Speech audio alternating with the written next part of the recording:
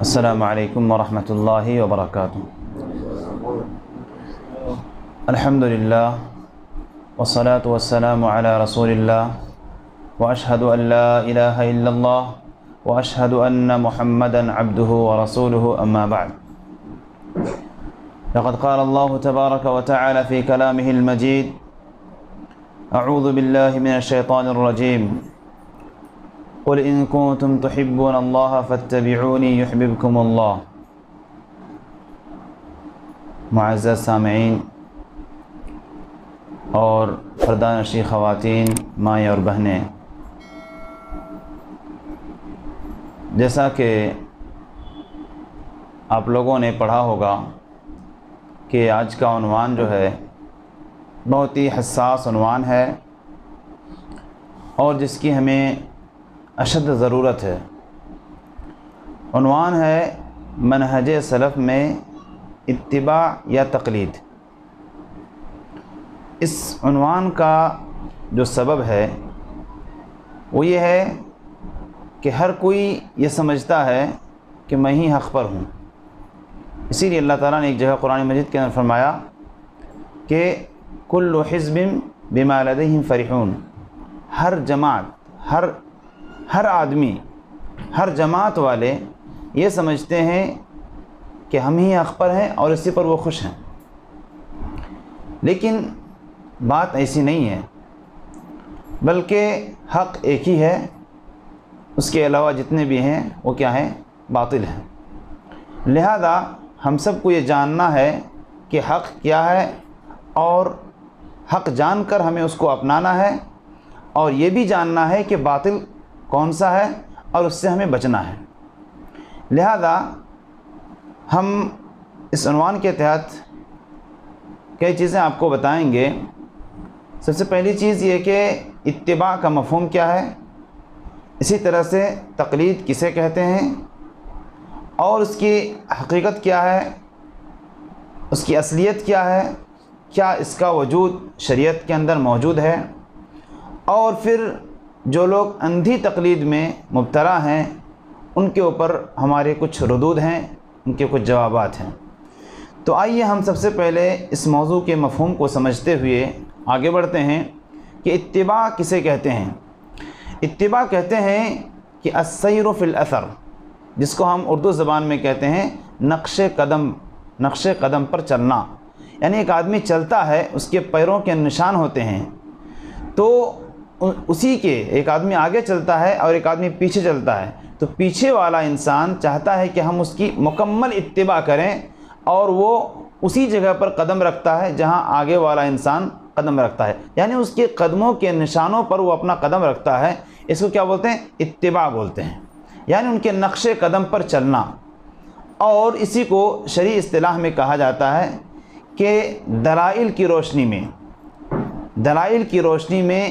شریعت کے مطابق چلنا، اس پر عمل کرنا، یہ اتباع کہلاتا ہے۔ لہذا قرآن مجید کے اندر اتباع کا لفظ کئی معنی میں استعمال ہوا ہے، ان میں سے چند معنی آپ کے سامنے میں بیان کرتا ہوں۔ ایک معنی اتباع کا قرآن مجید کے اندر اللہ رب العالمین نے استعمال کیا کہ ساتھ ساتھ چلنا، اور یہ چیز ہم پاتے ہیں قرآن مجید کے اندر موسیٰ علیہ السلام کے واقعے کے اندر، کہ جب اللہ رب العالمین نے موسیٰ علیہ السلام کو خضر کے پاس بھیجا کہ جاؤ ان کے پاس دیکھو ان کے پاس کون سا علم ہے، تو کیا کہا؟ قال له موسیٰ هل اتبعك على ان تعلمني مما علمت رشدا۔ کیا کہا کہ موسیٰ علیہ السلام نے ان سے کہا هل اتبعك، کیا میں آپ کے ساتھ چل سکتا ہوں، آپ کی اتباع کر سکتا ہوں،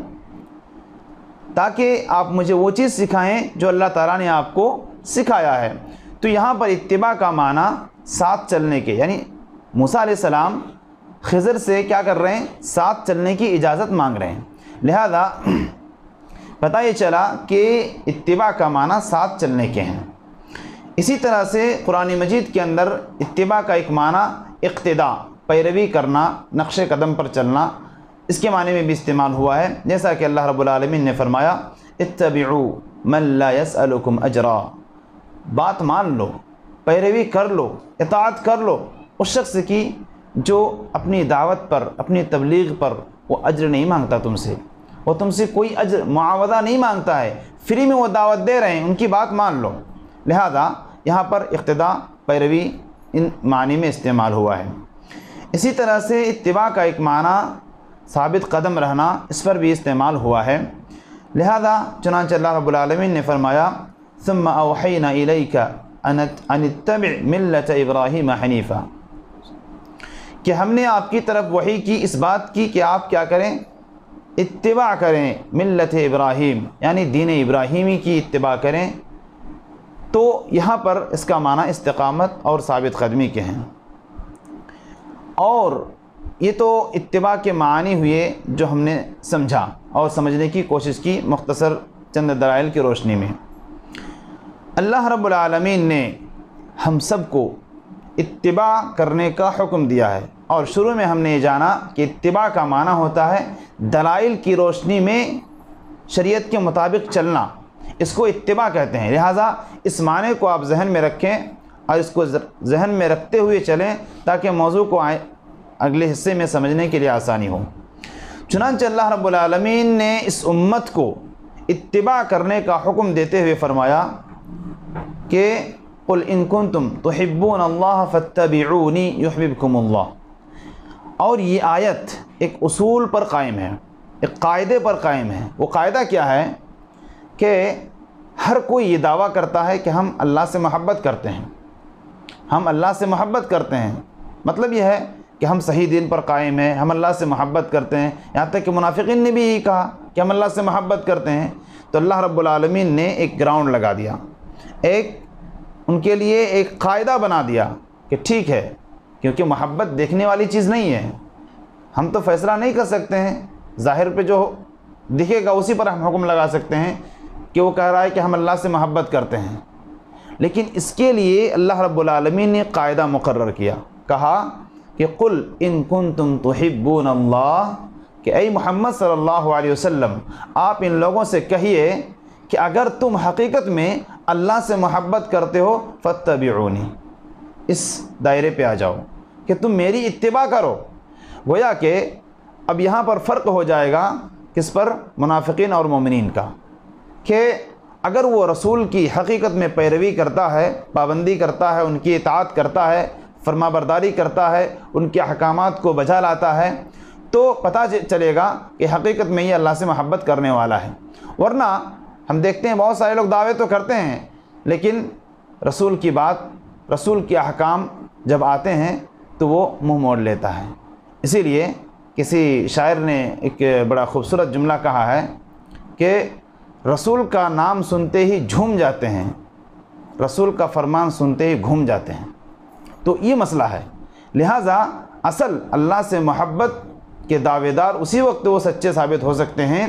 جب وہ نبی صلی اللہ علیہ وسلم کو اپنا آئیڈیل اور اپنا نمونہ نہ مان لیں، ان کی بتائے ہوئے راستے پر نہ چلیں، ان کی اتباع نہ کریں مکمل طور سے، تب تک وہ اللہ کا سچا محب اور محبوب نہیں ہو سکتا ہے۔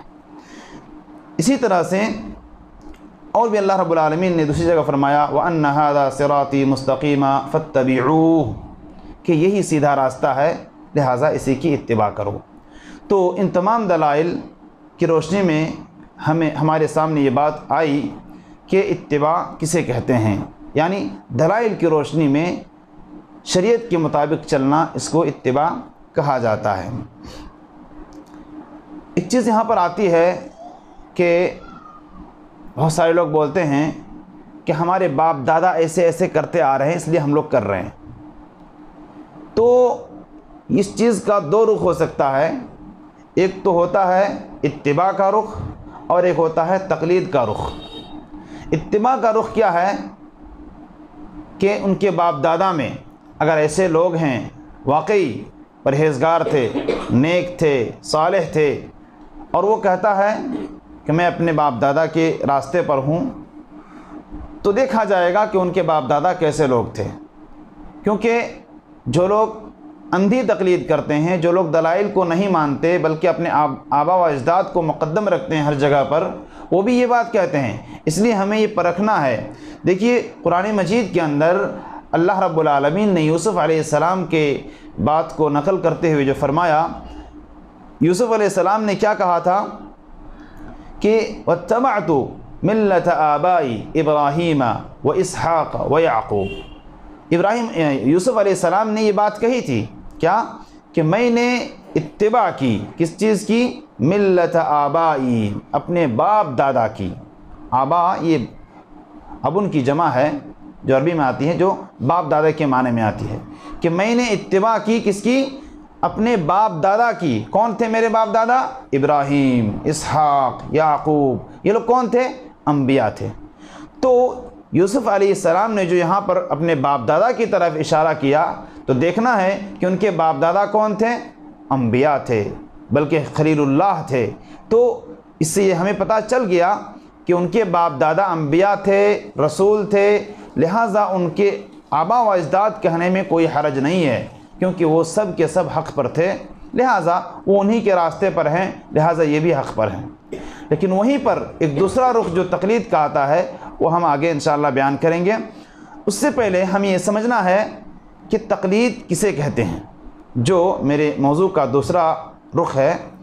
کہ اتباع اور تقلید، کہ منہج سلف میں اتباع ہے یا تقلید ہے۔ تو اتباع کا مفہوم ہم نے مختصر طور پر سمجھا، اب آئیے تقلید کسے کہتے ہیں۔ شیخ الاسلام ابن تیمیہ رحمۃ اللہ علیہ اس ضمن میں فرماتے ہیں کہ ہوا قبول قول الغیر بغیر الحجہ، کہ کسی غیر کی بات، کسی دوسرے کی بات کو بغیر دلیل کے مان لینا، قبول کر لینا، یہ کیا ہے؟ تقلید ہے، بغیر دلیل کے۔ ان کے پاس کوئی دلیل نہیں ہے لیکن پھر بھی یہ کہا جائے کہ یہی حق پر ہیں، انہی کی بات مانی جائے، تو یہ ہو گیا تقلید کا معنی۔ اس کی دلیل کیا ہے؟ اللہ رب العالمین نے فرمایا یہ کفار کے تعلق سے کہ وَإِذَا قِيلَ لَهُمُ اتَّبِعُوا مَا أَنزَلَ اللَّهُ، کتنی واضح آیت ہے، دیکھیے کہ اللہ رب العالمین نے کہا وَإِذَا قِيلَ لَهُمُ اتَّبِعُوا مَا أَنزَلَ اللَّهُ، جب ان سے کہا جاتا ہے اتبعوا، اتباع کرو اس چیز کی جو اللہ تعالیٰ نازل کر رہا ہے، کیا کہتے ہیں؟ وہی بات کہتے ہیں جو ہم میں سے بہت سارے مسلمان بھی آج کہتے ہیں۔ کیا کہتے ہیں؟ قالوا بل نتبع ما الفینا علیہ آباءنا، ہم تو اتباع کرنے والے نہیں ہیں، بلکہ ہم تو اسی پر اکتفا کریں گے، بلکہ ہم ان کی اتباع کریں گے جس چیز کو ہم نے اپنے آبا و اجداد پر پایا۔ تو گویا کہ اس چیز کی طرف ان کو بلایا جاتا ہے جس کو اللہ تعالیٰ نازل کر رہا ہے، یعنی قرآن کی اتباع کرو، قرآن میں جو احکامات ہیں اس کو مانو، اس چیز کی طرف ان کو بلایا جاتا ہے۔ تو ان کا جواب کیا ہوتا ہے کہ نہیں، ہم وہ ماننے والے نہیں ہیں، ہم تو وہی مانیں گے جو ہم نے اپنے آبا و اجداد سے پایا ہے، یعنی بت پرستی ہم چھوڑنے والے نہیں ہیں۔ لہٰذا یہ بات ان لوگوں کے تعلق سے ہے جو لوگ بت پرستی کرتے تھے، لیکن آج ہم میں سے وہ لوگ یہ بات کر رہے ہیں جو 5 وقت نمازیں پڑھتے ہیں، روزے رکھتے ہیں، دیگر نیک اعمال کرتے ہیں، ان کی زبان سے بھی اس طرح کی باتیں آتی ہے کہ جب ان کے سامنے حدیث پیش کی جائے تو وہ اقوال ائمہ پیش کرتے ہیں، ان کے سامنے جب آیت پیش کرتے ہیں تو وہ ائمہ کی تفسیر پیش کرتے ہیں جو کہ احادیث سے ٹکراتے ہیں، قرآنی آیات سے ٹکراتے ہیں، اور کہتے ہیں کہ نہیں ہمیں مت سمجھاؤ، ہم اسی پر قائم ہیں، ہمارے بزرگ نے یہ کہا، ہمارے امام نے یہ کہا، ہمارے اس نے یہ کہا۔ اس طرح کی باتیں حجت بنا کر پیش کی جاتی ہیں۔ اب آئیے ہم اور آگے بڑھتے ہیں کہ چونکہ یہ اس وقت ہوتا ہے کہ ہم کسی کے قول کو آگے بڑھاتے ہیں یا آگے رکھتے ہیں، یہ اس وقت ہوتا ہے جب ایک تصور ہمارے ذہن میں آتا ہے کہ نہیں یہ اتنے بڑے امام ہیں،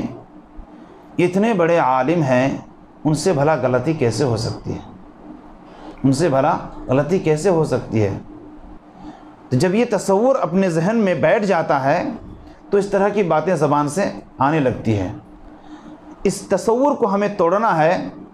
اور یہ عقیدہ رکھنا ہے کہ انبیاء کے علاوہ انسان میں کوئی معصوم نہیں ہوتے ہیں، بلکہ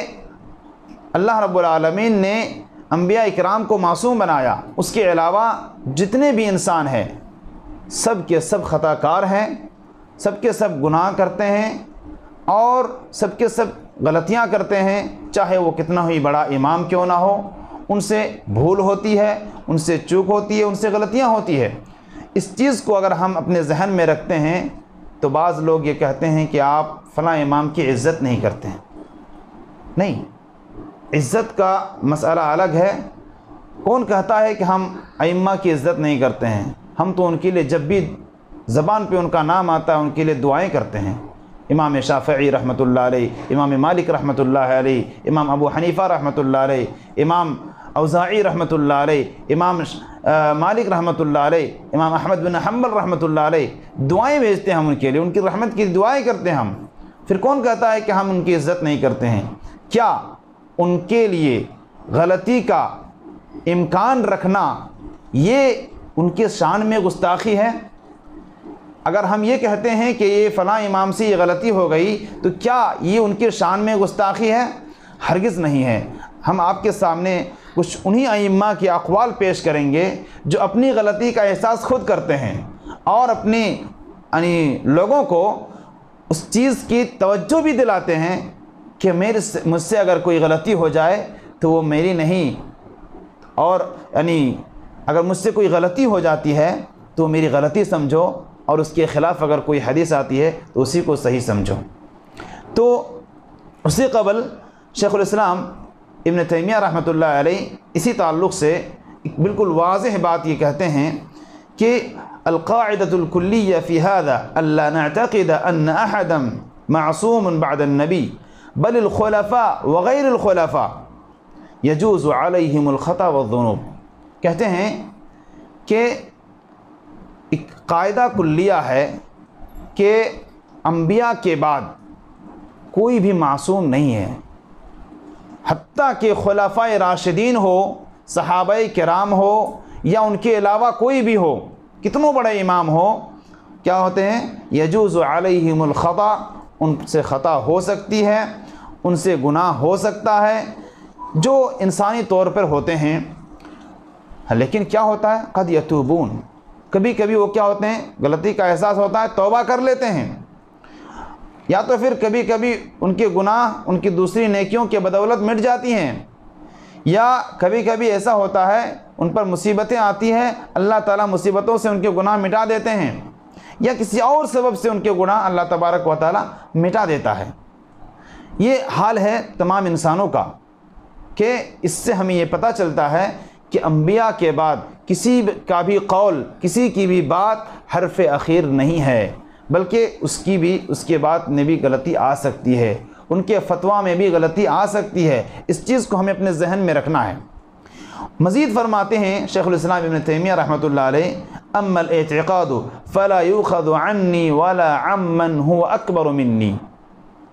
بل یؤخذ عن اللہ ورسولہ۔ کہتے ہیں کہ اعتقاد یعنی کسی بھی چیز کو دل سے ماننا، اعتقاد رکھنا، صحیح اور غلط سمجھنا، تو یہ اعتقاد جو ہے یہ فلا یؤخذ عنی، مجھ سے نہ لیا جائے۔ شیخ الاسلام ابن تیمیہ رحمۃ اللہ علیہ کتنے بڑے عالم، کیا کہتے ہیں اپنے بارے میں کہ یہ نہ سمجھو کہ تم لوگ مجھ سے یہ عقیدہ حاصل کر رہے ہو، جو میں لکھتا ہوں کتابوں میں، جو میں لوگوں کو بولتا ہوں، ایسا نہیں کہ یہ میرا عقیدہ ہے، میرا بنایا ہوا عقیدہ ہے۔ نہیں، عقیدے کو نہ تو مجھ سے لو اور نہ ہی مجھ سے بڑے جو گزر چکے ہیں یا ابھی موجود ہیں مجھ سے بڑے سے لو، بلکہ عقیدہ جو لیا جاتا ہے کس سے؟ اللہ تبارک و تعالیٰ سے اور اس کے رسول صلی اللہ علیہ وسلم سے لیا جاتا ہے۔ وما اجمع علیہ سلف الامہ، اور پھر جس بات پر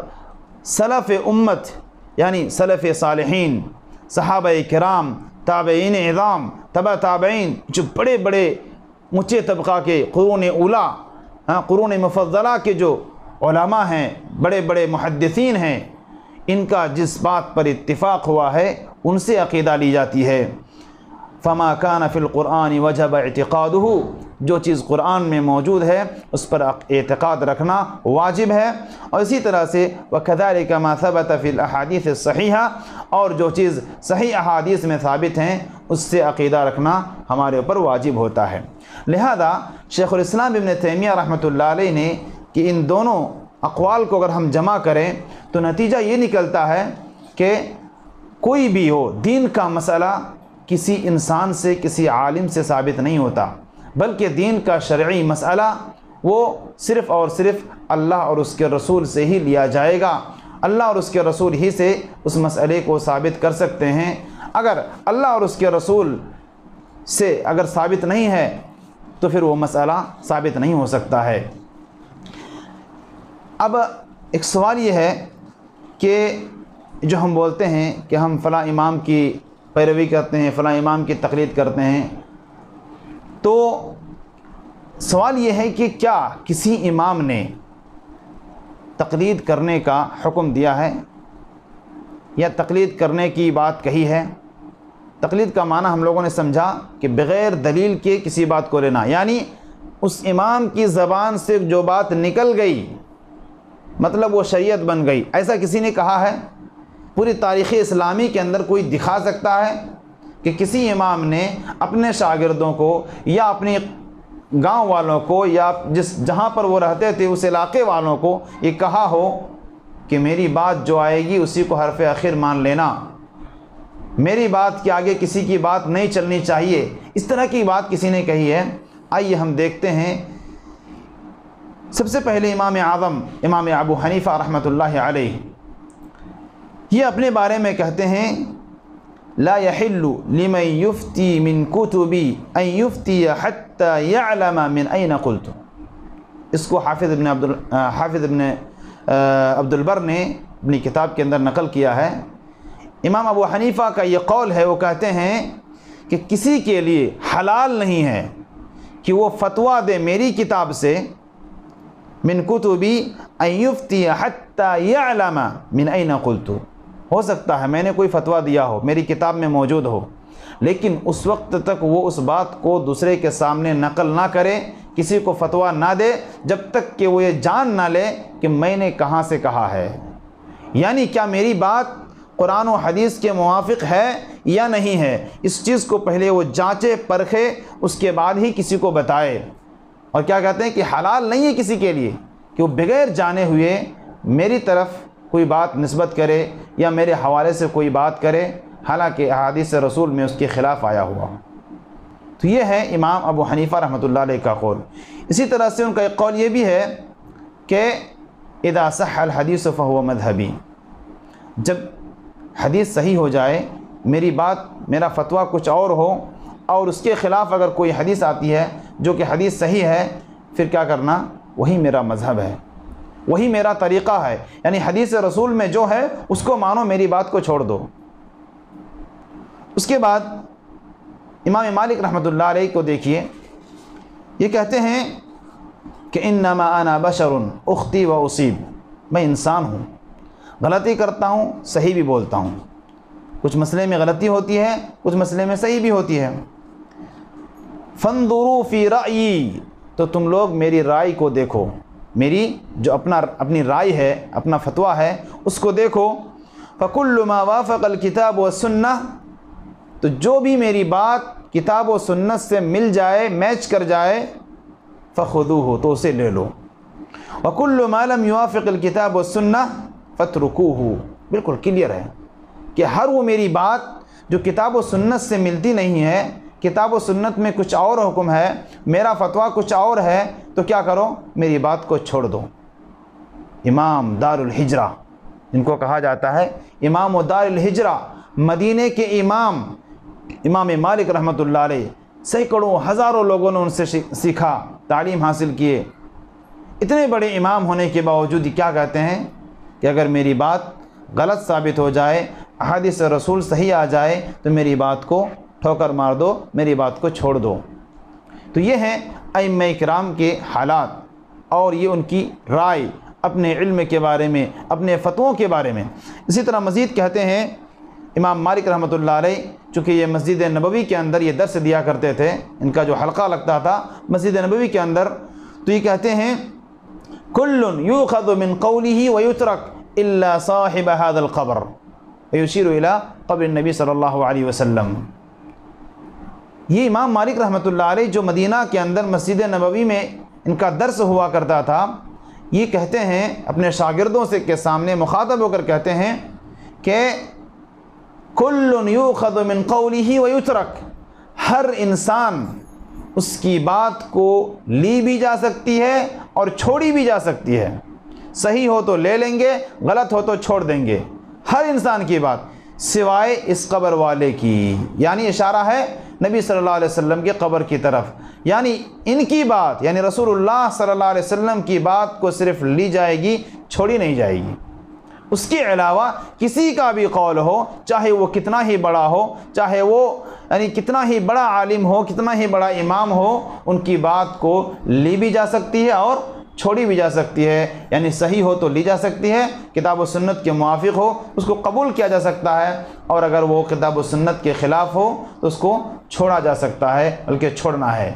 تو یہ ہے امام مالک رحمۃ اللہ علیہ کا دو ٹوک فیصلہ اپنے غلط فتووں پر یا اپنے بھول پر کہ میری بات حرف اخیر نہیں ہے۔ تو لہٰذا جب یہ امام خود اپنے بارے میں یہ وضاحت کرتے ہیں تو ان کے ماننے والوں کو یہ چیز سمجھنا چاہیے۔ اس کے بعد آئیے امام شافعی رحمۃ اللہ علیہ،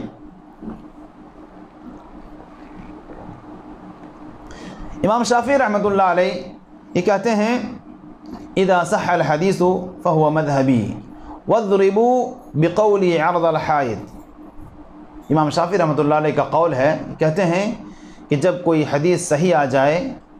تو وہی میرا مذہب ہے، اور میرا قول جو ہے اس کو کیا کرو، دیوار پر مار دو۔ اس کی حکمت یہ بتائی جاتی ہے دیوار پر مارنے کی، مثال کے طور پر ایک کوئی ایپل ہے، اس کو اگر ایسے ہی پھینک دیں گے تو کوئی پاگل ہوگا جس کو عقل نہیں ہے یا جانور کوئی کھا سکتے ہیں اس کو اٹھا کر۔ اگر سڑا ہوا ایپل اگر ہم پھینک دیتے ہیں راستے میں تو کوئی اس کو اٹھا کر کھا سکتا ہے، لیکن اسی کو جب ہم مار کر اس کو چور چور کر دیں گے وہ کسی لائق نہیں رہتا ہے، اس کو کوئی اٹھا بھی نہیں سکتا ہے۔ اور تو دیکھیے امام شافعی رحمۃ اللہ علیہ کس قدر یہ وضاحت کے ساتھ بیان کرتے ہیں کہ جب کوئی حدیث صحیح آ جائے تو وہی میرا مذہب ہے، اور میرے قول کو دیوار پر مار کر چور چور کر دو، اب اس کو کوئی اٹھانا نہیں۔ یہ ہے امام شافعی رحمۃ اللہ علیہ کا موقف اپنے یعنی اپنے فتووں پر جو کہ احادیث کے مخالف ہیں۔ اسی طرح سے امام شافعی رحمۃ اللہ علیہ مزید یہ کہتے ہیں کہ اذا وجدتم فی کتابی خلاف سنت رسول اللہ صلی اللہ علیہ وسلم فقولوا بسنت رسول اللہ ودعوا ما قلت، کہ جب تم میری کسی بھی کتاب میں، دیکھیے یہ گویا کہ اپنی قیامت تک کے لیے انہوں نے یہ بتا دیا، جب تک میری کتاب دنیا کے اندر موجود رہے گی اور کسی بھی کتاب میں تم یہ پالو کہ میرا قول، میرا کوئی بھی قول، میری کوئی بھی بات، میرا کوئی بھی فتویٰ اگر سنت رسول کے خلاف ہے تو سنت رسول کو لے لو، میرے قول کو چھوڑ دو۔ تو گویا کہ آج اگر ہم دیکھیں امام شافعی رحمۃ اللہ علیہ کی جتنی بھی کتابیں،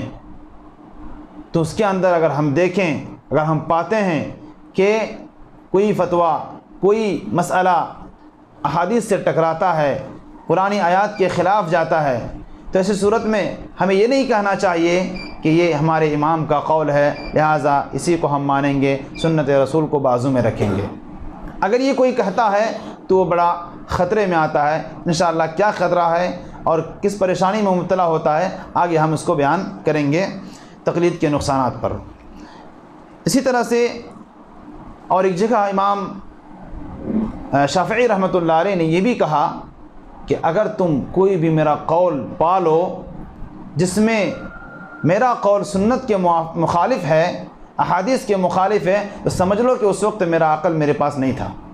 یعنی میں پاگل تھا اس وقت، اور پاگل پنی کی حالت میں نے یہ کہا ہے۔ کتنی بڑی بات ہے، اس قدر وضاحت کے ساتھ یہ بیان کرتے ہیں کہ میرا مذہب کیا ہے، میرا مسلک کیا ہے، میرا طریقہ کیا ہے۔ لیکن افسوس کہ لوگوں نے ان ائمہ جو لوگ یہ کہتے ہیں کہ ہم ائمہ کا احترام کرتے ہیں، وہ خود اس احترام سے پرے ہیں۔ اس احترام سے بہت دور ہیں کیونکہ وہ اپنے امام کی بات ہی کو نہیں مانتے۔ اس کے بعد دیکھیے امام احمد بن حنبل رحمۃ اللہ علیہ وہ بیان کرتے ہیں کہ وہ بالکل اور بھی وضاحت کے ساتھ یہ بیان کرتے ہیں، لا تقلدنی ولا تقلد مالکا ولا الشافعی ولا الاوزاعی ولا الثوری وخذ من حیث اخذوا، کہتے ہیں کہ نہ تو میری تقلید کرو، میری ہر بات کو مت مانو، ولا مالکا ولا الشافعی ولا الاوزاعی ولا الثوری، نہ تو امام اوزاعی کی بات مانو، نہ امام شافعی کی بات مانو، اور نہ ہی یعنی ان کی تقلید مت کرو، اور نہ ہی مالک کی، نہ ہی ثوری کی، بلکہ کیا کرو، خود من حیث اخذوا، وہیں سے لو جہاں سے ان لوگوں نے لیا ہے۔ ان لوگوں نے کہاں سے لیا ہے؟ ظاہر سی بات ہے سنت رسول سے اور کتاب اللہ سے لیا ہے، لہذا تم ان کی تقلید مت کرو، ان کی پیروی مت کرو، بلکہ انہوں نے جہاں جس کی پیروی کی ہے اس کی تم پیروی کرو، اس کی تم اتباع کرو۔ اس کے بعد امام احمد بن حنبل رحمۃ اللہ علیہ مزید یہ کہتے ہیں کہ رأی الاوزاعی ورأی مالک ورأی ابی حنیفہ کلہ رأی وہو عندی سواء وانما الحجۃ فی الآثار، کہتے ہیں کہ امام اوزاعی ہو یا امام مالک ہو یا امام ابو حنیفہ ہو یا کوئی بھی امام ہو، ان سب کی رائے محض ایک رائے ہے، اور وہ میرے نزدیک سب برابر ہے، سب میرے نزدیک برابر ہے، کسی کو کسی پر کوئی فضیلت نہیں ہے، کیونکہ وہ ان کی رائے ہے، ذاتی رائے ہے، وہ کوئی قرآن اور حدیث نہیں ہے بلکہ ان کی ذاتی رائے ہے، لہذا یہ سب کے سب میرے نزدیک برابر ہیں۔ پھر کیا کرو، وَإِنَّمَا الْحُجَّةُ فِي الْآثَارِ، دلیل بنتی ہے آثار سے، آثار کہتے ہیں احادیث کو، لہذا اگر دلیل دینا ہو تو آثار پیش کرو، احادیث پیش کرو، قرآنی آیات پیش کرو۔ لہذا ان تمام اقوال ائمہ اربعہ کے جو اقوال ہیں، ان سے صاف طور پر یہ معلوم ہو گیا کہ ان کا کیا منہج تھا، ان کا کیا طریقہ تھا نصوص کو لینے کے معاملے میں، نصوص پر عمل کرنے کے معاملے میں۔ اب جو لوگ اس راستے سے ہٹ کر کے، بلکہ وہ خود اپنے امام کے راستے سے ہٹ کر کے جو چلنا چاہتے ہیں اور کسی کو امام بنا کر بس اسی کے پیچھے چلنا چاہتے ہیں، دیکھتے نہیں کہ وہ حق ہے یا باطل ہے، یا ان کا فتویٰ صحیح ہے یا غلط ہے، قرآن کے موافق ہے یا نہیں ہے، ان کے لیے اللہ رب العالمین کی یہ وعید ہے، یوم یعض الظالم علی یدیہ یقول یا لیتنی اتخذت مع الرسول سبیلا یا ویلتی لیتنی لم اتخذ فلانا خلیلا، قیامت کے دن یہ آئیں گے، اپنے ہاتھ کو چبائیں گے افسوس کے مارے اور کہیں گے کاش کہ ہم رسول کا راستہ اختیار کرتے، فلاں فلاں فلاں فلاں کو ہم اپنا امام اور اپنا یعنی خلیل نہ بنائے ہوتے تو کاش کہ یعنی شاید یہ بہتر ہوتا اور ہم نجات پاتے۔ اب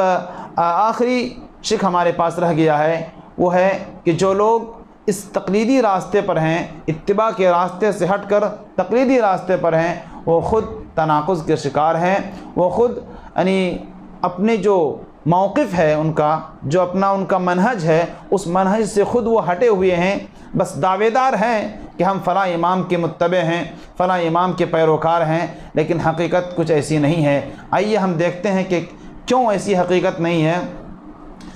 دیکھیے، اگر ہم نے ان تمام پچھلی باتوں سے یہ معلوم کیا کہ ائمہ کرام کا کیا منہج تھا، تقلید کسے کہتے ہیں، اتباع کسے کہتے ہیں،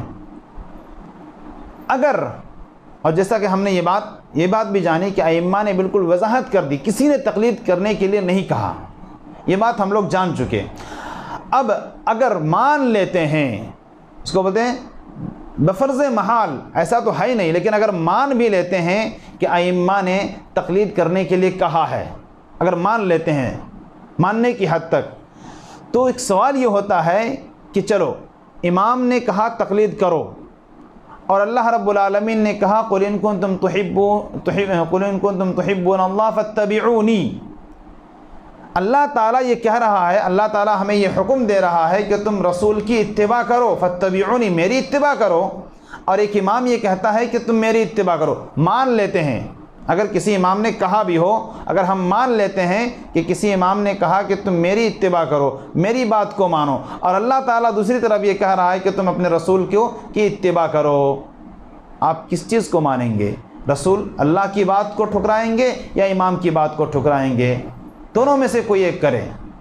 لہٰذا ایک عقلمند مسلمان ایمان رکھنے والا کبھی بھی اس چیز کو گوارا نہیں کرے گا کہ وہ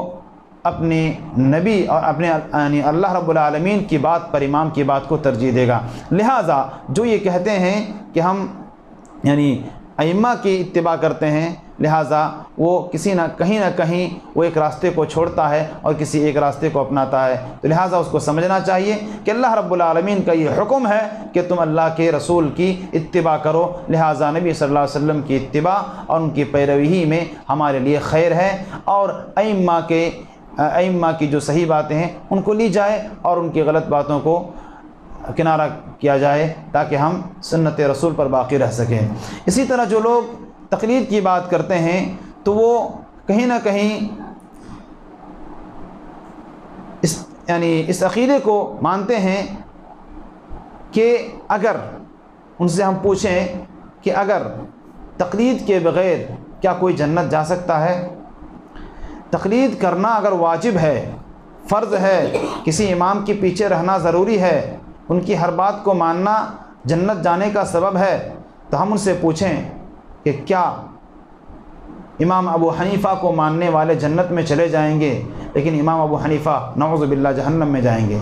کیونکہ انہوں نے تو کسی کی تقلید نہیں کی۔ امام ابو حنیفہ کی لوگ تقلید کرتے ہیں، ان کی بات کو مانتے ہیں، لہٰذا تقلید کرنا واجب ہے اگر، تو امام ابو حنیفہ نے کن کی تقلید کی؟ وہ تو کسی کی نہیں کیے، پھر وہ جہنم میں جائیں گے، ان کے ماننے والے جنت میں کیسے جا سکتے ہیں؟ تو یہ ایک تناقض ہے جو ان کے اندر یہ پایا جاتا ہے۔ یہ ہر امام کے ماننے والوں سے آپ پوچھ سکتے ہیں کہ اگر تقلید کرنا واجب ہے، کسی امام کے پیچھے رہنا واجب ہے، تو ہم تو جنت میں چلے جائیں گے لیکن ہمارے امام کہاں جائیں گے؟ کیونکہ انہوں نے تو کسی کی تقلید نہیں کی۔ اور پھر اس امام سے پہلے جو لوگ پیدا ہوئے تھے اور جو مر گئے وہ لوگ کہاں جائیں گے؟ انہوں نے تو کسی کی تقلید نہیں کی، وہ صحابہ اکرام کا زمانہ تھا، تابعین اعظام کا زمانہ تھا، وہ کہاں جائیں گے؟ تو یہ اس طرح سے ایک غلط عقیدہ ہمارے اندر بیٹھ رہا ہے، اس کو ہمیں دور کرنے کی ضرورت ہے۔ اسی طرح سے جو لوگ تقلید کا دعویٰ کرتے ہیں، میں نے کہا کہ وہ لوگ اصل میں اپنے امام کی بات بھی نہیں مانتے، کیونکہ ہر امام نے یہی کہا، جس کا خلاصہ یہ ہے اذا صح الحدیث فهو مذہبی، ہر امام نے یہی بات کہی۔ اگر دیکھا جائے تو تمام کا خلاصہ یہی نکلتا ہے کہ جب حدیث صحیح آ جائے اور ہمارا فتویٰ غلط ہو جائے تو وہی میرا مذہب ہے، یعنی صحیح حدیث کو پکڑ لو، میری بات کو چھوڑ دو۔ کہاں چھوڑ رہے ہیں؟ حدیث آ جاتی ہے لیکن چھوڑتے نہیں ہیں، جبکہ جو لوگ حقیقت میں سلف صالحین تھے، جو لوگ حقیقت میں منہج سلف پر قائم تھے، انہوں نے کسی کو نہیں دیکھا بلکہ دیکھا یہ قال اللہ قال الرسول، دیکھا کہ یہ اللہ کا قول ہے، یہ اللہ کے رسول صلی اللہ علیہ وسلم کا قول ہے، پھر انہوں نے اس کو مانا۔ حتیٰ کہ امام ابو حنیفہ کے جو بڑے بڑے شاگرد تھے، امام ابو یوسف کو لے لیں یا محمد کو لے لیں، انہوں نے امام ابو حنیفہ کی زندگی میں کہا جاتا ہے کہ ثلث یعنی 2/3 حصے مسائل میں ان سے اختلاف کیا۔ امام ابو حنیفہ رفع الیدین کے قائل نہیں، امام محمد امام یوسف یہ رفع الیدین کے قائل ہوتے ہیں، ان کے شاگرد ہیں، خود انہی کی مجلس میں اختلاف کرتے ہیں، کیونکہ ان کے پاس دلیل ہوتی ہے، ان کے پاس دلیل نہیں ہوتی ہے۔ تو اس طرح کی بہت ساری مثالیں موجود ہیں، لہٰذا یہ لوگ بھی اپنے امام کو نہیں مانتے ہیں اچھی طرح سے، کیونکہ جو اس بات کو مان لے گا وہی حقیقت میں وہ اس امام کی بات کو مانتا ہے۔ اسی طرح سے تقلید کرنے والے بڑے خطرناک موڑ پر آ جاتے ہیں، اور اگر اس پر تساہلی ہوئی تو یقین جانیں کہ یہ یہود و نصارہ سے بھی مشابہت کرتی ہے، کیونکہ جب ایک آدمی تقلید پر اندھا ہو جاتا ہے، اس کو دلائل کی ضرورت بھی نہیں ہوتی ہے، بس امام نے جو کہا، ہمارے مسئلے میں جو آیا وہی حق ہے، تو اس طرح کی اگر موقف اختیار کرتا ہے کوئی، دلائل کو تلاش بھی نہیں کرتا، اس کی کھوج بھی نہیں ہوتی ہے، تو ایسا انسان یہود و نصارہ کے مشابہت اختیار کرنے لگتا ہے۔ وہ کس طرح سے؟ وہ اس طرح سے کہ چونکہ اللہ تبارک و تعالیٰ نے فرمایا یہود کے بارے میں اتخذوا احبارهم ورهبانهم اربابا من دون اللہ، کہ ان یہودیوں نے، نصارہ نے کیا کیا؟ اپنے علماء کو، اپنے عباد کو کیا کر لیا؟ الہ بنا لیا۔ اللہ تعالیٰ نے کیا کہا؟ الہ بنا لیا۔ تو عدی بن حاتم موجود تھے، کہا کہ یا رسول اللہ، ہم لوگ تو نصارہ تھے، جب وہ غیر مسلم تھے، نصارہ تھے، کہا ہم نے تو ان کی عبادت نہیں کی تھی، لیکن اللہ نے تو یہ کہا کہ انہوں نے ان کو عبادت یعنی رب بنا لیا تھا، ہم نے ان کو رب نہیں بنایا تھا، ہم نے ان کی عبادت نہیں کی تھی۔ تو نبی صلی اللہ علیہ وسلم نے کہا کیا ایسا نہیں تھا کہ جس چیز کو وہ حلال یعنی حرام کو حلال کرتے، یعنی اور حرام کو حلال کر دیتے، تم لوگ بات مانتے یا نہیں تھے؟ مانتے تھے یا نہیں؟ کہا کہ ہاں ایسا تو ہوتا تھا۔ کہا یہی ہے عبادت، یہی ہے عبادت۔ تو اگر کسی مسئلے میں اس طرح کی باتیں ہوں اور پھر ان کے سامنے دلائل رکھے جائیں جو کہ قرآن و حدیث بالکل اس فتوے کے خلاف ہو، پھر اس کو ماننے میں اگر حرج محسوس کیا جائے، باپ دادا کی رگیں کھینچنے لگے